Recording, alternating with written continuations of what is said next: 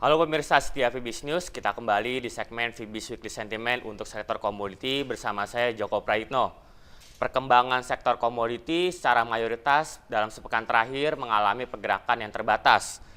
Pergerakan minyak mentah dan emas yang sempat mengalami kenaikan yang cukup signifikan dalam sepekan terakhir bahkan cenderung bergerak tipis.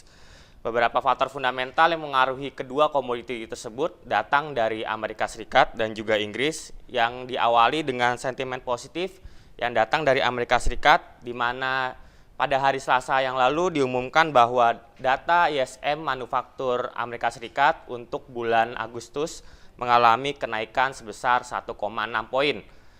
Data tersebut di luar dugaan mengalami kenaikan yang cukup signifikan, bahkan melewati ekspektasi dari banyak pengamat yang sebelumnya memprediksi bahwa data tersebut hanya akan mengalami kenaikan sebesar 0,8 poin saja. Sedangkan sentimen positif yang kedua datang dari Fed, di mana Gubernur Fed Ben Bernanke menyatakan bahwa pihaknya akan terus mendorong perekonomian Amerika Serikat sampai dengan akhir tahun ini. Pernyataan Gubernur Fed tersebut memberikan sebuah ekspektasi positif bahwa perekonomian Amerika Serikat diperkirakan akan cukup stabil setidaknya sampai dengan bulan Desember nanti. Sedangkan sentimen fundamental yang positif datang juga dari Inggris, di mana secara mengejutkan data konstruksi di sektor properti maupun sektor manufaktur mengalami kenaikan sebesar 0,5 poin. Hal tersebut di luar dugaan mengalami kenaikan setelah sebelumnya banyak pengamat memprediksi bahwa data tersebut akan mengalami penurunan seiring dengan melemahnya harga minyak mentah dalam sebulan terakhir. Sedangkan sentimen negatif masih datang dari China, di mana sektor manufaktur China untuk bulan September yang lalu hanya mengalami kenaikan tipis sebesar 0,8 poin saja. Kenaikan tersebut memberikan ekspektasi yang cukup negatif bagi perekonomian China, di mana sentimen perlambatan ekonomi China diperkirakan akan masih terjadi sampai dengan akhir tahun ini.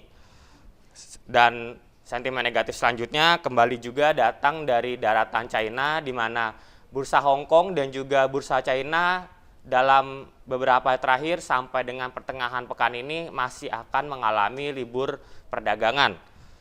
Hal tersebut memberikan sebuah sentimen positif terutama bagi bursa-bursa di kawasan Asia yang masih tergantung dengan pergerakan bursa Hong Kong dan bursa China dalam beberapa waktu terakhir, terkait dengan adanya ekspektasi terhadap perekonomian negara China dalam beberapa waktu terakhir dan juga ekspektasinya terhadap beberapa waktu mendatang.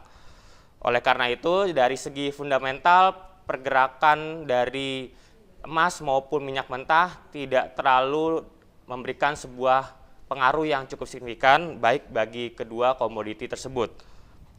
Sedangkan pada sisi teknikal, kondisinya juga tidak terlalu memberikan sebuah pergerakan yang cukup signifikan seperti kita bisa lihat pada analisa pergerakan teknikal pada minyak mentah yang hanya bergerak pada kisaran tipis pada level 91 sampai dengan 93 dolar per barrel dalam 3 hari terakhir.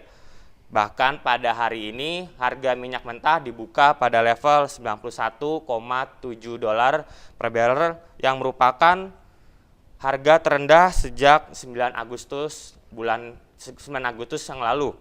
Sedangkan indikator-indikator teknikal seperti data relative strength index pergerakannya masih menukik ke arah level 30. Oleh karena itu, ekspektasi terhadap pergerakan minyak mentah diperkirakan akan masih stabil pada kisaran terbatas pada level 91 sampai dengan 93 dolar per barrel sampai dengan akhir pekan ini. Sedangkan pada analisa teknikal emas, kondisinya hampir sama seperti pergerakan minyak mentah, di mana emas bergerak cukup sempit pada kisaran antara 1.770 sampai dengan 1.780 dolar per troy ounce. Indikator-indikator teknikal pada emas sebetulnya masih mengalami kenaikan meskipun dalam beberapa hari terakhir cenderung mengalami pergerakan yang flat.